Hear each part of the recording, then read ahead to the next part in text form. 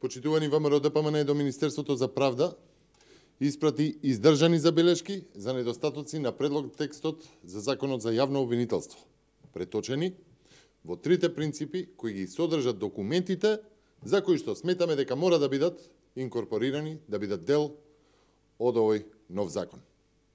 Новиот закон мора да биде донесен со консензус, да биде реформски и да представува основа за градење на правна држава.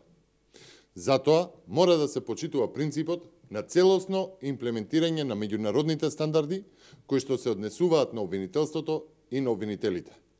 Принципи на заштита на основните човекови права и принцип на независност, неутралност, отчетност, ефикасност и ефективност во борбата со криминалот.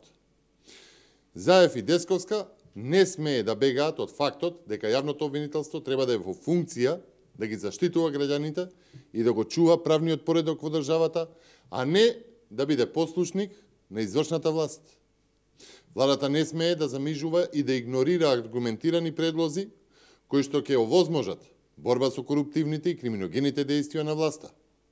Владата не смее да бега од фактот дека треба да има одговорност и почитување на човековите права, а не јавните обвинители да штитат министри и премиер и да спроведуваат чистки по политичка нарачка на власта. Владата не смее да бега од имплементирање на 11 меѓународни акти од Обединетите нации, од препораки од Европскиот совет на министри, од препораки од Венецијанската комисија. СДСМ не смее да бега од одговори за непостапување на обвинителството, ниту од формирање на тело, на посебно оделение, за следење на европската регулатива и прецедентното право на Европскиот суд за човекови права. Владата не смее да бега од барање за политичка независност на обвинителството, ниту од избор на јавниот обвинител по предлог на опозицијата. Барање, да подсетиме, кое што до вчера беше и барање на СДСМ. Тоа е решение кое ќе ефектуира независност и неутралност на јавното обвинителство од извршната власт. Власта, почитувани, не смее да бега ниту од анкетна комисија, која што ќе ги испита сите афери во рамки на специјалното јавно обвинителство и начинот на кој што актуелниот состав истроши десетици милиони евра. Мора да се расчисти начинот на кој што се вработуваа роднини на функционери на СДСМ во СЈО, начинот на кој што се ангажирани вештаци без лиценци или пак биле испраќани лица кои требале да го подобрат имиджот на институцијата.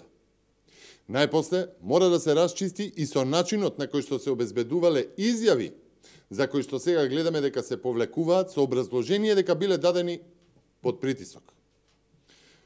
Најважно од се, почитувани, власта не смее да бега од истраги со кои што ќе се решат прашањата кои и денес ја мачат Република Македонија, безбројните афери за криминалните, криминогените приватизации, за оставањето на улица на над 300.000 работници, за сите бонбона бизниси и испитување на стекнувањето богатства на низа транзицијски политичари, кои што и сега се збиени во власта. Почитувани, Министерството за правда имаше долго време за изработка на квалитетно законско предлог решение, кое што го потроши изгледа залудно.